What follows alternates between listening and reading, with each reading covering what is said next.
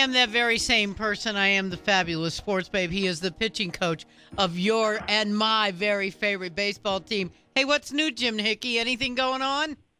Oh yeah, I'm living the glamorous life here, celebrating after the no-hitter, doing dishes and cleaning up the house and the apartment before I head into the ballpark.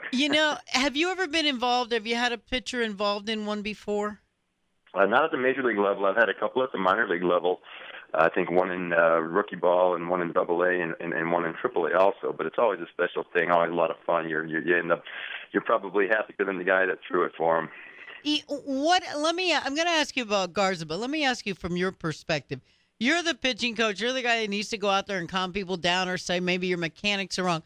The man is putting up nothing but goose eggs. Do you have to, make sure that you don't open your mouth, or what do you do? Well, we have the superstition where you don't talk to a guy while a no-hitter's in progress, or at least you don't mention it and you don't mention it to each other. But, if a guy's got a no-hitter going through 2, 3, or 4 innings, you really don't take so much notice of that. We had normal conversations all the way up until about the 6th inning yesterday. And then after about the 6th inning, actually, when he got through that 7th inning after the long layoff where we scored the runs, I probably wasn't going to say anything to him whether I thought it was 100% the right thing to do or not. You just kind of leave him alone. And, of course, he was rolling along pretty good. It wasn't like he was scuffling through it. He only allowed the one base runner and ended up facing the minimum, too. So there wasn't a lot, there wasn't a lot of corrections to be made yesterday. Jim, one of the things is it's pretty well documented. He had that trouble where he blew up, and then they had to bring him in for when he came in relief, and I came on the next day saying, I never want to see Matt Garza coming out of the bullpen again. I don't want to see that. I want him to be the starter. And then he had so much trouble in that last outing, and then he comes up and can you put your finger on why, or is it just the nature of the beast? Well, I think it's the nature of the beast, although in Matt's case, he is prone to very high highs and very low lows, and that's one of the things that he's been working on throughout the course of his career is to just kind of, minimize the ups and minimize the downs and just kind of keep it a little bit more even keel. I don't think you'll ever see him out there, a la a guy like Roy Halladay where he's very, very stoic, where you don't see a lot of emotion. I actually like the emotion. I like the energy. I would just like for him to do a better job overall of channeling that in a positive direction. And I think last night's probably a step in that direction, something that's going to do him a lot of good career-wise and maturation-wise. Career-wise, maturation, absolutely on that level. But when he goes out again, would it be a tendency for a guy to want to try and recapture that and do that again and put too much on himself? I don't think so, really. I think it's pretty unrealistic to expect to go out there and to repeat it again. It's only been done once in Major League history, and I don't think anyone's even come really all that close. It's, he could go out there and do it again. I'll tell you what, I wouldn't drop over dead from shock if he went out there and did it again. But I don't think that he would place those kind of unrealistic expectations on himself. He would expect to go out there and give us a chance to win the ball game, which for the most part he's done on a very consistent basis, and that's about all we can ask. You've been on the other end of two of them this year, and now you're on this one. What does that feel for you as well as the rest of the guys in the dugout on the team? We were joking about that. We've been through 3 of them, actually, on the wrong end of 3 of them over the last year or a little bit more than that. And it really probably isn't all that big a deal, but we were joking about we need to be on the other side of one of these, before too long. And I think in a way it wouldn't have mattered had we not thrown a no-hitter. But I think in a way it does kind of erase the memories of the other 3 and kind of, in a way, put it behind us. So I think it's significant. It wasn't the end of the world type of a thing, but I think it puts us in a little bit better frame of mind. And how does it look to? I mean, you've got Garza and Shields as your vets, and then you've got these 3 young starters afterwards. What does it do for a Price and a Neiman and a Wade Davis? How does it affect somebody like that? Well, I think it's going to have a good effect on the whole entire staff, Shields included, because, we had such a tremendous start to the season. I would say for about the first 6 weeks, we were really, really pitching, extremely well. And then we had a 2-month lull where the pitching wasn't horrible, but it certainly wasn't up to par, or at least what we had hoped would be up to par. And I think a performance like, Wade Davis in Cleveland, as he's had 2 or 3 good outings in a row, since the break, and then this right here could put us right back on the right track because it's a very competitive group. And so now, nobody wants to be the weak link in the chain. So he's now set the bar really, really high. And I think everyone's going to go out there and, not try to duplicate the feat, not try to go out there and throw no hitters, but everybody's going to go out there and try to be significantly better than they've been over the last couple of weeks.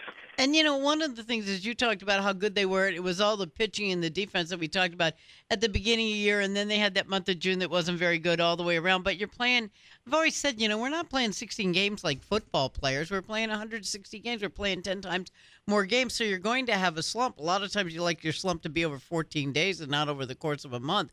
But it is what it is, and you're still – can this team go in and win this division, do you think, or – do you think that where they are is fine? No, I don't think where we are is fine. And yes, I do think that we can win the division. And I'm not just saying that because I'm a part of the team, part of the organization. We've played, at times even horribly. I think we're 22 games over 500 right now and 3 games out. And had we played up the capabilities, we probably could be in first place by those 3 games. We just came from a 3-game series in New York that they beat us 2 out of 3, but we left there believing to a man that we should have swept that series, not only won the series, but swept the series. So we certainly are capable of that, absolutely, but we've got to take care of business. We've got to do the little things that we always talk about. We've got to get that man in from third base. We've got to not walk that leadoff hitter in the 8th inning, especially if he's an 8 or a 9-hole hitter. We've got to do the things that we're capable of doing that at times we just don't do on a consistent basis. But absolutely, we have the ability to win the division. No doubt about it. Jim, you mentioned, you said you believe that you should have swept. I've always said this about the difference in the team, and that I give it up to Madden too, which is that this team believes when they walk out on the field that they can win the game every day. That wasn't like that for the first 10 years. And more importantly, I think, is that me and the rest of the fans believe every morning when I get up, this team can win tonight's game. And we didn't feel like that. We right. absolutely believe that. And it's even in 08, as we began to play really, really well, I'm not so sure that we believed until a certain point in the season that we could win every ball game.